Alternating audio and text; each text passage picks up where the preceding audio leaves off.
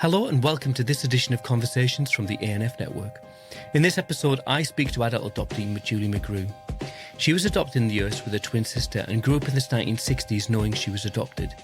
She shares her story of fighting to get access to her birth records and the names of her biological parents, and the support that she received through a post-adoption support group. As always, if you have experience of adoption, fostering or special guardianship from any perspective, personal or professional, and would like to share that on the podcast, please get in touch through the Facebook page, the app formerly known as Twitter, or you can email us at anfpodcast@gmail.com.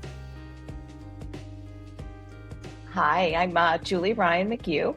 I am an adult adoptee from the United States. I'm also a twin.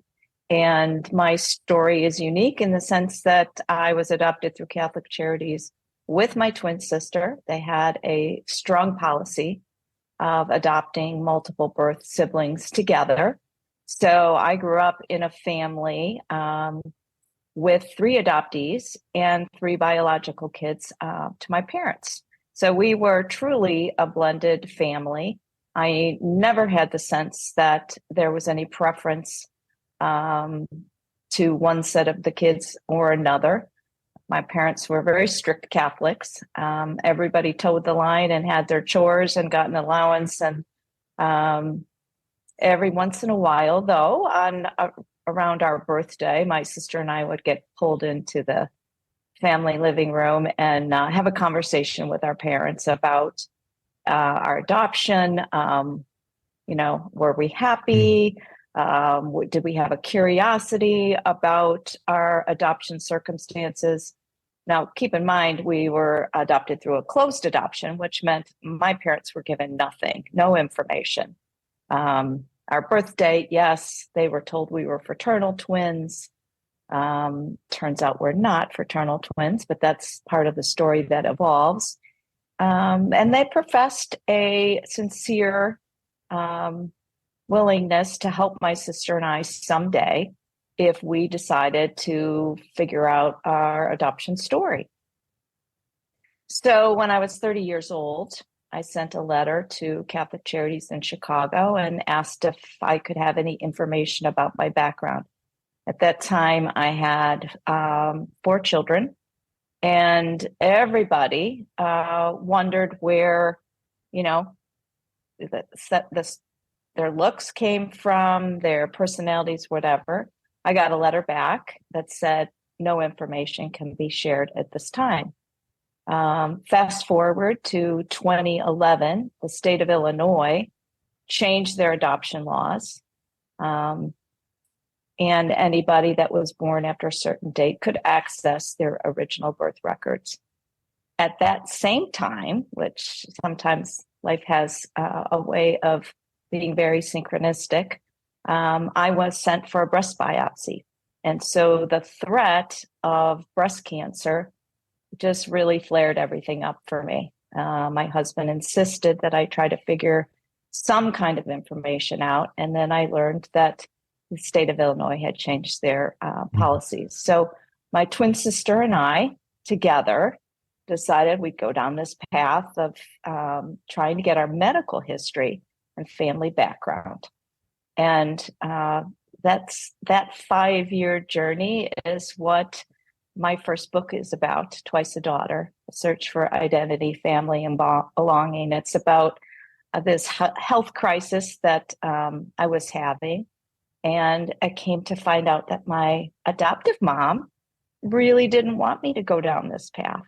So all those years of feigning support, this really rattled her, and our relationship was in jeopardy.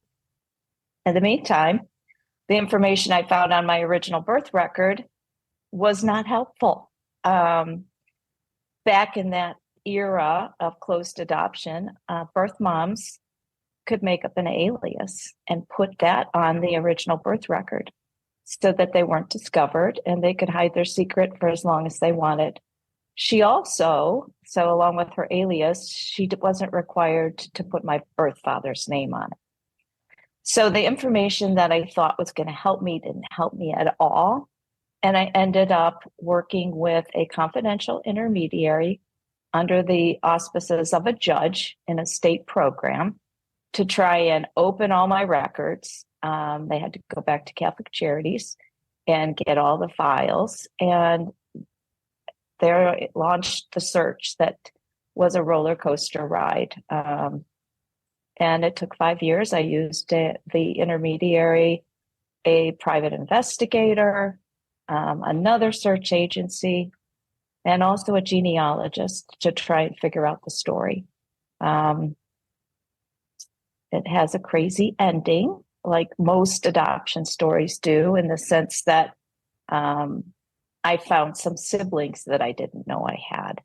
And those siblings were literally right next door.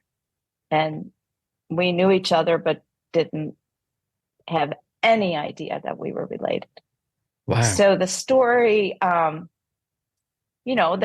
a lot of sad things that happen and a lot of rejection. At the end, though, because of this connection with my siblings, and because my adoptive parents knew these people, it healed this rift that had happened between my adoptive mom and I. It was one of those, we call them God wink moments that, just magical how the healing and family togetherness was fixed. So at the end of the day, I did get both sides of my medical history and family history, and have relationships with a good many of my birth siblings. That was not without a lot of anxiety and a lot of frustration. But for the most part, my story turns out really well. But as I like to say, the best part of the whole journey is I started off life with a full sibling, and I'm finishing up life with this beautiful relationship with my twin sister, who we mutually support each other all the time. And I could not have gone through all of the ups and downs of that search without somebody that really understood every emotion that I was feeling. There was heartache and joy and wonder and awe and just astounding surprise at the very end. Wow, I mean, that's a whistle-stop tour through what sounds like it's a lifetime of discovery and twists and turns. So, and I don't know you. I mean, it's an interview. Don't know you, but you seem, from our conversation before we started, and this conversation, it seems like you are sort of hardwired as an optimist, and your glass is half full. But can I unpick a few things as you were talking? There's lots of questions. So are you okay for me to ask you a few questions? Absolutely. Excellent. Thank you. It would be a rubbish interview if you'd said no, wouldn't it? That would have ended that straight away. No, that's all you're getting. I was, when you were talking about your experience as a child, you talked about around your birthdays and around that time of year, you would be sat down with your sister, which sounds quite progressive, to a modern ear, thinking that would have been the 60s, 70s, that sort of time. Yep, 60s. We'll be discreet about, all the dates and but was that unusual? And do you think, was that, knowing what you know now, and obviously that you described a rift, do you think that was a genuine expression of you wanting to search or supporting your search? I think I actively worked with a social worker at Catholic Charities to understand my adoptive parents' behavior. Just my mom, really. My dad was terrific through the whole thing, but also some things that happened with my birth mother. And it's an interesting thing to hear the perspective of a professional that works in these situations all the time. And her comment was that your parents had that conversation with you that they knew they were supposed to have, that they felt good about having as a parent. Yeah. However, when the day came for that situation to unfold, it was the fear or something they had just never thought would happen. And I had a sibling, one of my parents' biological kids passed away when I was a teenager. And I am very cognizant of the fact that I think my mom thought that she was going to lose two more daughters in some Yeah. way, some twisted way that grief and loss takes over our heart. And I took it as a personal challenge with her to prove to her our relationship was never going to change, no matter who I brought in my life. And I really did feel like I had, my heart was big enough to have two mothers, to love two people. I mean, I have four children, and each time I was pregnant, I thought, oh, am I going to love this one as much as the other one or the other two? And you do. You find a way to broaden your horizon and take people into your life. And I think I had that attitude towards my birth mom. I wanted her in my life. I wanted to know who she was. I wanted to understand her. And I couldn't understand why my adoptive mom didn't want me to have that.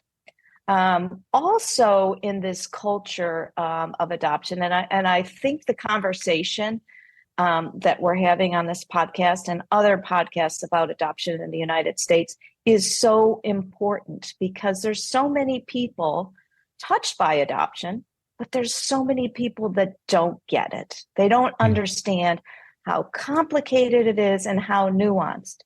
So I had a friend that I was telling this crazy story about finding my birth mom and then trying to find my birth father. And she basically came out and said, you know, why are you doing this? I said, well, I have this health issue and I would like to have my medical history and I want to know my background. And she goes, but don't you feel a loyalty to your adoptive parents? I was like dumbfounded. I said, of course I do. I'm not throwing away my relationship with my parents. I'm broadening who I am. And so it's, you know, there's so many things that we as a society need to dispel ideas. Yeah, I don't feel disloyal for having gone down this path. I don't, not one bit. And the interesting thing with my adoptive mom, she wrote my birth mom a couple letters. They exchanged letters back and forth. There was no hard feelings at the end, but my mom is going to be 91 next month. And she's got a little bit of some memory issues. So I took her out for lunch. We're having a cup of coffee and a sandwich. And showstopper, she says, you know, why is it that I don't have a relationship with your birth mom? Honestly, I just about lost my teeth. I said, well, Mom, there was a time that you didn't want her in our lives. And she goes, I'm so sorry for that. I would really like to know more about her. And we had this whole beautiful conversation. Keep in mind, this is 10 years later that we're having this conversation. But I think that's the patience sometimes we have to have with the people we care about. Eventually, there's a coming around to understanding. And we just have to be who we are. Yeah, I was reminded, I am an adoptive parent, as I said, and we'd sort of had similar conversations with our children as they were growing up, saying that, you know, we would be very supportive of their searching, and which was fine until there was one moment on it. It was Christmas Day, and they had reconnected with some family members, and Christmas evening they said, oh, we're going to go out and see them, and they did. And I remember thinking, oh, well, that's intellectually, I totally was on board with the experience, but I couldn't change how I actually felt, which was a sense of fear, anxiety, stress. Am I going to lose my children? And I think that sometimes that stuff has to be hidden from our children. We need to kind of go away and do that. And I think, you know, and sometimes that's easier said than done, and personalities and all of those sort of things get into the mix. So that's really fascinating. And it is hard on us as the adoptee to make this connection with these people that you're related to, but you don't know. There's an awkwardness and no bond whatsoever, other than your genes. So it's very awkward for us too. My birth mom, I speak to her often enough, but I don't visit her very often. And I'm very cognizant of the parameters around our relationship. She was the youngest or the oldest of 13, and nobody knew her secret. She went with a friend to Chicago. She stayed in a women's home, and she worked with Catholic Charities. She didn't know she was pregnant with twins. She never saw us. She never held us. And so there was no bond that I had with her in any shape or form. But because she kept this secret and this shame about being an unwed mother, and she was very Catholic, so there was no even question that she wasn't considering abortion or anything like that in any way. But there was a lot of shame surrounding that, and certainly adoption loss for her too. But she got over some of it, but not all of it. There were some siblings that she didn't tell. She didn't want them to know. When we go to visit her, she doesn't sign us in her senior center guest book as her daughters. I think she just signs relatives from visiting. So there's some things that, because she can't quite make that step, our relationship is still a little stilted. It's not how I am with my mom, the mom that raised me and still in my life. And I think we have to trust those bonds of the people that we live with every day. I like to talk about kinship too in the same conversation. My parents had a lot of really good friends that they did a lot of social things with when we were growing up. And there was one couple that we called aunt and uncle, and they weren't obviously biologically, but not even was I related to them through adoption. I still think of them as my aunt and uncle because they were so dear to us. They took us on trips with them. They had only boys. We were these two twins that were very unique and kind of fun to watch. But I still think of them as family, and no way was I related to them in any way. So I think the broader definition of what we can call family is expanding, and I think people are realizing that who you're biologically related to, who you grow up with. Like, we could talk about foster care. This is a good branching off point. I mean, I think family has a broader definition than what society has come to think of it as. I think sometimes as well, people who aren't experiencing or living it, that they look inside and they can't imagine. Like you were mentioning, when you were giving birth to your children, you're going, I can't imagine having more love to share it out equally. And I think sometimes people look into adoptive and fostering relationships and kind of go, but do you love them the same? Can it be the same? Can it be the same level or intensity of love or strength of love? I don't know what the technical measurement of love is. Maybe there isn't one. People often have a genuine curiosity, don't they? They'll look into your relationships and your family and your circumstances and go, some of that's peculiar. Like your friend's comment saying, why would you do that to your mum? Mom. Yeah. Sorry. I was going to ask you, I'm sort of slightly intrigued by there's a unique element in the terms of you sort of growing up with your twin. And you sound like your journey's been together, both in terms of living together, adopted together, living together, and then searching together. And have you always been in lockstep together, or has there been times when you're creeping ahead or you're lagging behind? And has there been difficult moments there? Well, one of the things that's interesting to me, even though we were told we were fraternal, we did genetic testing when we were going through all this stuff with our birth parents, and we're identical twins. So somewhere along the line, somebody checked the wrong box, either at the hospital or at the adoption agency or whatever, where we look and always have looked so much alike.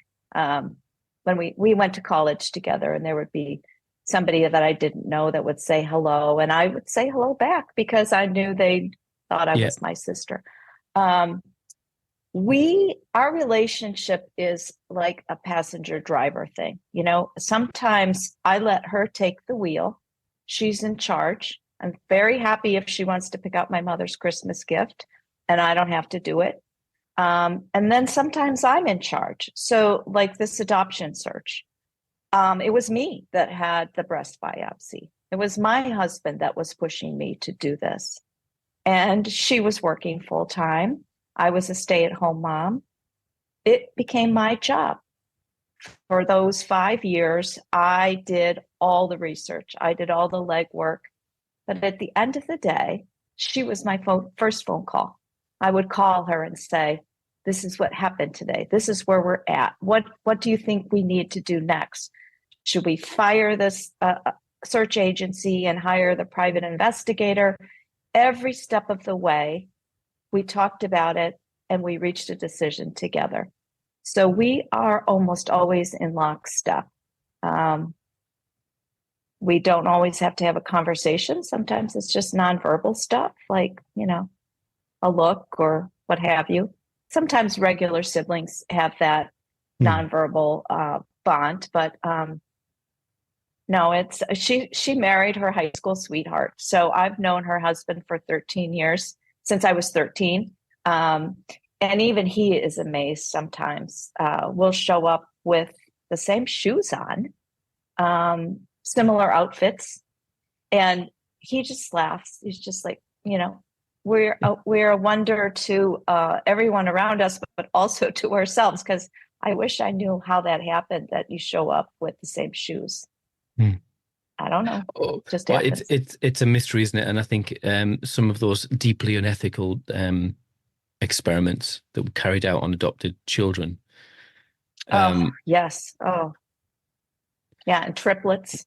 Yeah, really concerning. So, you know, that obviously that's not your experience, but you can imagine that it must feel very close to the knuckle for yourself. Yeah. Yeah, and I know that it is a privilege to have been raised with a full sibling that is closer to me than a parent even. My brother, that's 2 years younger, he was adopted through Catholic Charities too. He's not my biological brother, but you know, we all kind of helped each other along with things growing up. I think because of the birth order situation, the three oldest of us were the adopted kids, and the younger kids looked up to us. And it was interesting after I figured out my adoption story, and I wrote the story about it, Twice a Daughter. Of course, I gave my younger brothers and sisters copies, and 201, they said, "We're so glad you did this, that you figured this out. You were due this information."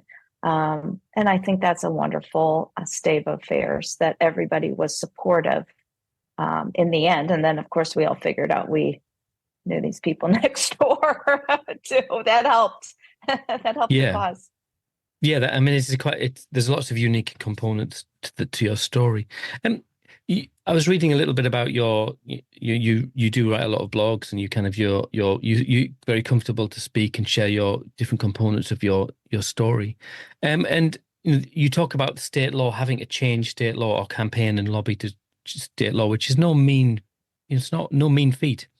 It's quite a thing. So did you sort of anticipate that you were going to sort of be drawn into these, you thought you were going to just ask a question and all of a sudden you're then starting to have to try and campaign? Yeah, I think I was pretty naive when I was going down the road of trying to find information. I just thought that I would be given the information, and there were all these gatekeepers, the state law being what it was back then.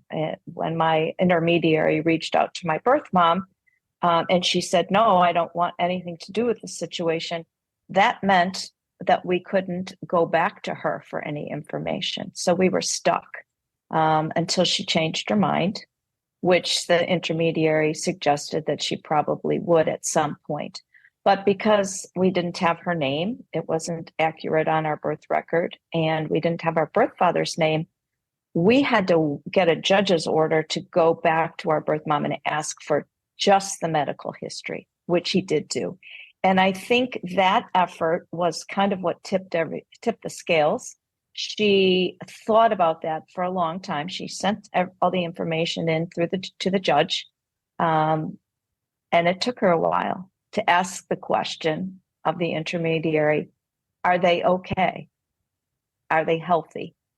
So she did get worried about it, and that's how the conversation got. We got exchanged letters and pictures, and then it was a phone call, and then we had this face-to-face meeting, which in my second book, it's called Belonging Matters, are just essays and essays about the adoption search, meeting parents and grandparents, and lots of stories about family.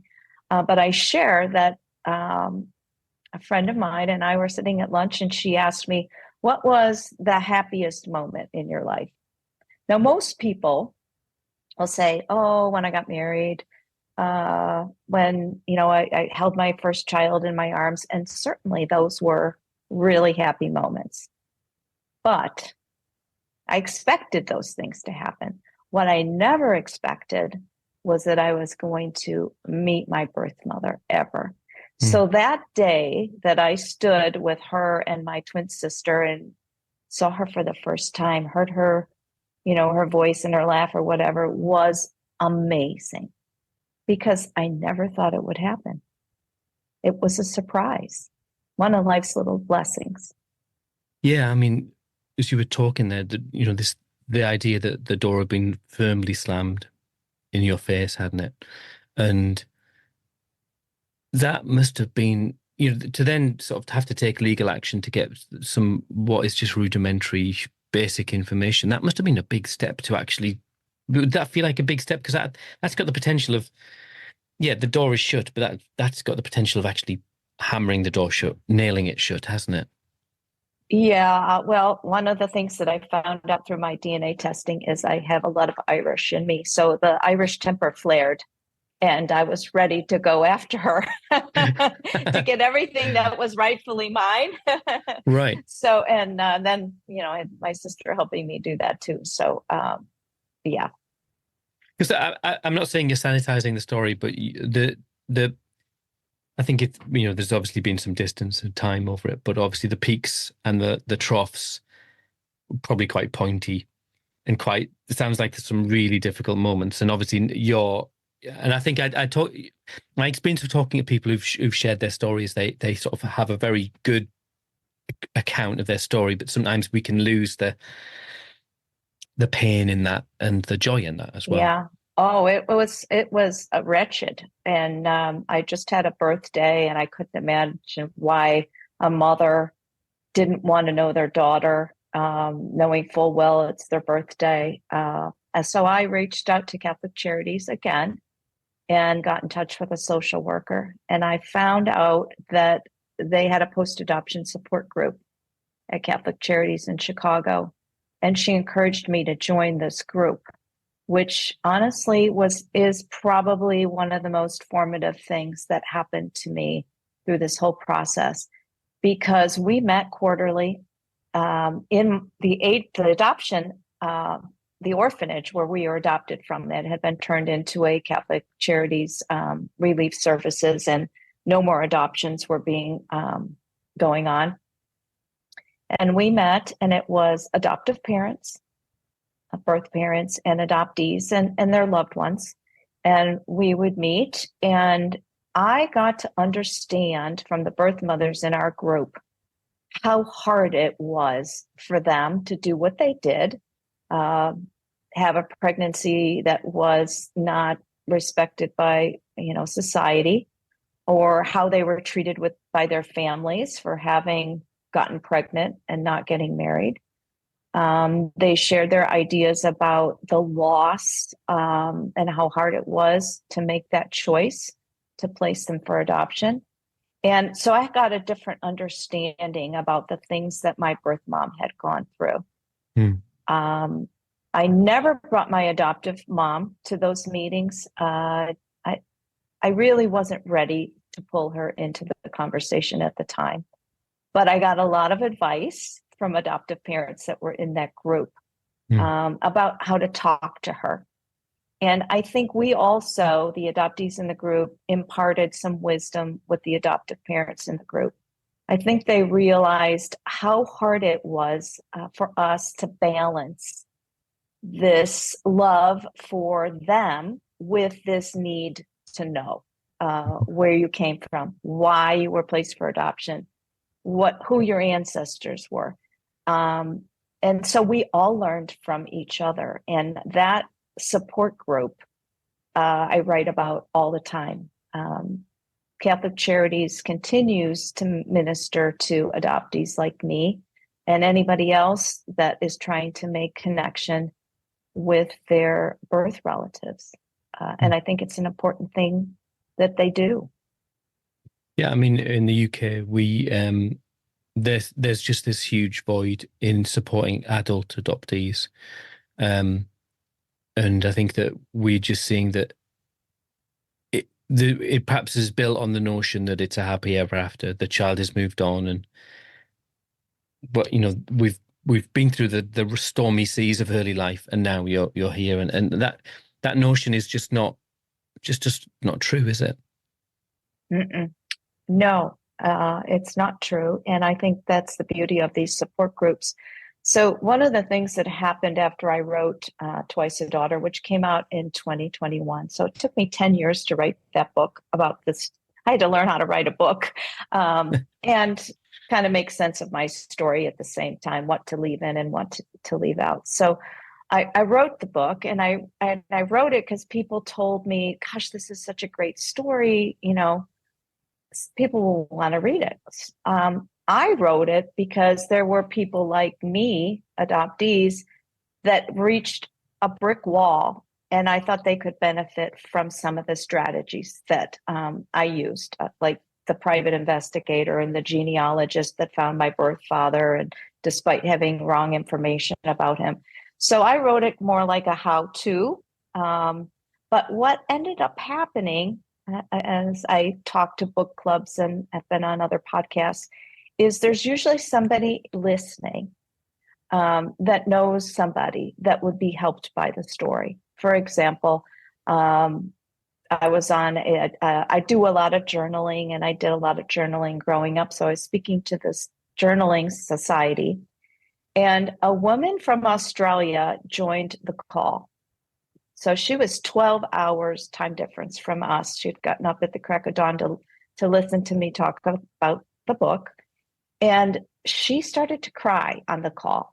She said, I didn't know until I read your book that support groups for people like me, and that broke my heart when she said people like me. So I could tell she was still broken about what had happened to her.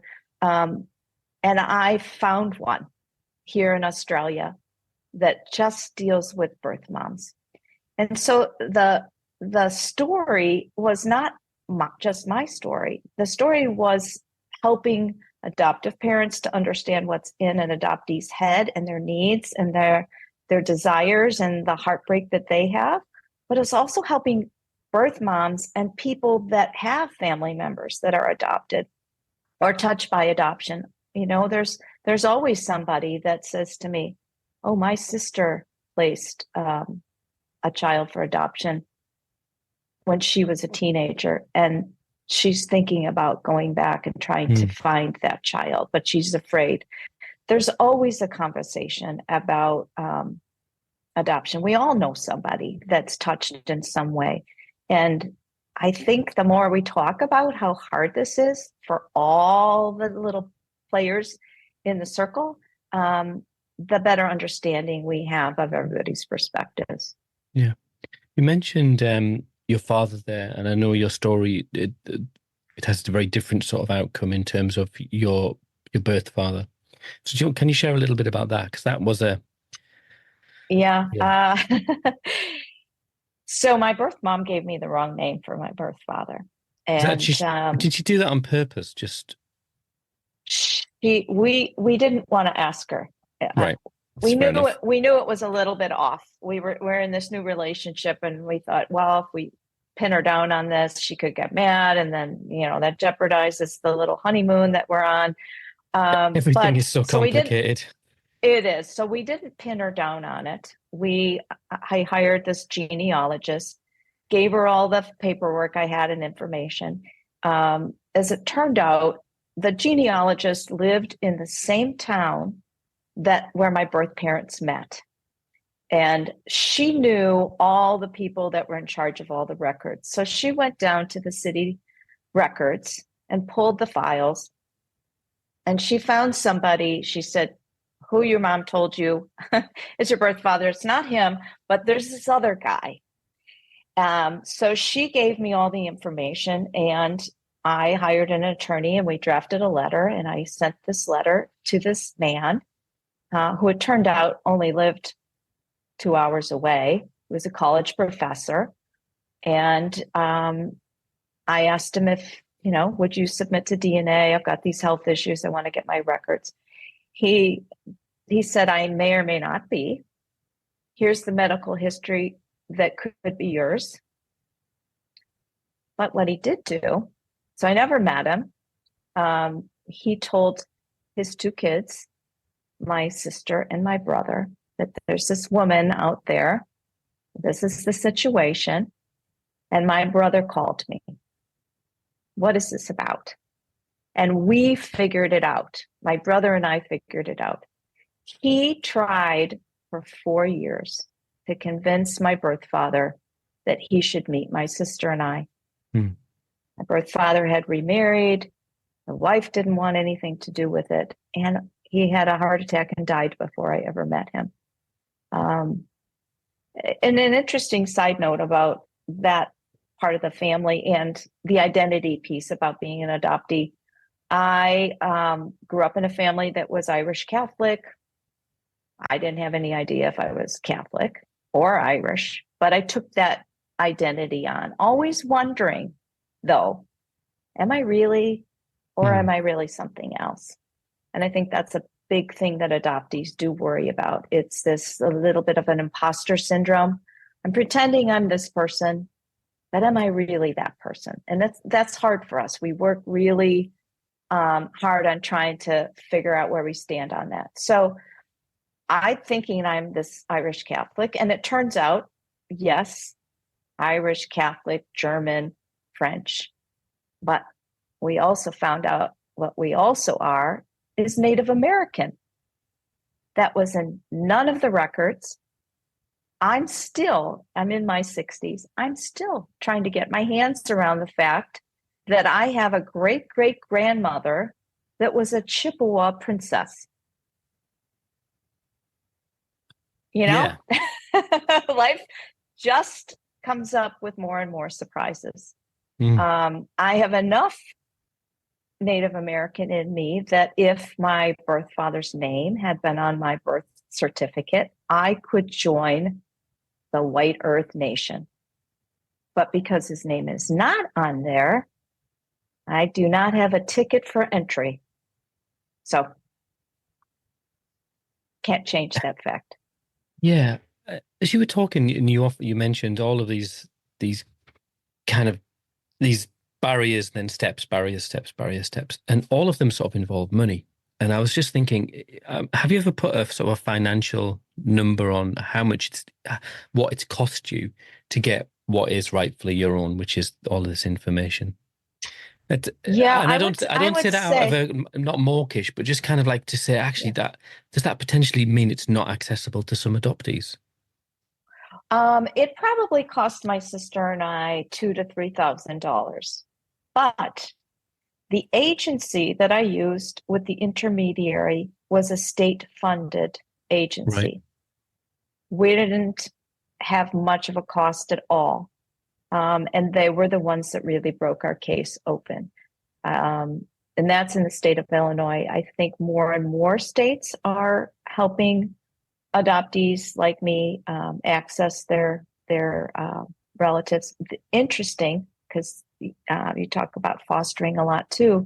The same agency will also help kids that were in the foster care system in Illinois connect with families they lived with. They bounced around a lot. They, connected with somebody and then they moved to a different family, or they were placed back with their biological parents. A lot of times those connections were lost, and this same agency helps those individuals make connections with their past too, which is a beautiful thing at no cost. Yeah, that's it. That's excellent. Maybe sort of final few questions, really. I was thinking we chatted initially before we came on, and you were mentioning the work you do now, and or the support you give now to an adoption agency, and oftentimes, social media is the worst of things and the best of things. There's a lot of negative views on social media in terms of, and there's a lot of people who've got very strong opinions about adoption, negative opinions, and they get a lot of they create a lot of froth around that. So where do you stand now then on adoption? And you mentioned you do actually work for an agency. What do you do? So I am on a very small adoption agency in the Chicago area, and I'm the only adoptee on the board. All the other board members are adoptive parents, which is not surprising. It's astonishing to me that, the adoption landscape is changing so much. Surrogacy is a really growing field. Biological parents want to have their biological child, and there's so many women that are willing to do IVF and carry a fetus that is not theirs for a fee. So that's a very growing industry, less so adoptions. Certainly foster care is up. There's so many families that aren't able to keep their children, and then they find other homes. Relative adoptions are up too. So, an auntie or grandparent will adopt their biological offspring. So it's fascinating for me to stay up with the statistics about it. Genetic genealogy is another thing that I find fascinating. When I was looking for my personal history, it wasn't in a good place. So 23andMe and Ancestry.com matched me with third, fourth, fifth cousins. So there, I wasn't making any connection. But nowadays, people do kind of happenstance into learning, oh, my dad is not my dad. This other man, it looks like, is my father. So there's a lot of information, I think, that's surprising people. I really like the fact that I used an intermediary to kind of help both sides of the equation work through figuring out how it was going to work with reuniting or making connection. I think sometimes we need that expert in between us to kind of help us think through what we want to think about it. I mean, not everybody wants to connect with a biological sibling. And so some coaching there is helpful. So your views on adoption, what do you think? I mean, it's the society has changed, but what do you still see it in positive terms, negative terms, or is it more complex than that? What I see is positive. When I was a kid growing up, I didn't know anybody else that was adopted. So we didn't talk about it a lot. And I didn't really know what I thought about it. I knew I loved my family, but I knew that, there was this whole other family out there that I couldn't connect with. I think where we are now with the barriers to knowledge kind of coming down, I think that's a wonderful thing. I'm also a very faithful spiritual person. So I think I ended up exactly where I needed to be. I'll give you an example. My parents, when they were trying to start their family, my dad was in the service and they were stationed in Germany. They took a leave weekend and went to Lourdes, France. And because they were very faithful, they prayed for a family. When they came back to the United States, they had more miscarriages and infertility, decided to adopt. So they get the call that these two twin girls are ready and waiting for them at this orphanage in downtown Chicago. And they make arrangements to come get us. And then a month or two later, after many sleepless nights, my mom opened her little missal and to search for the feast day associated with our birthday.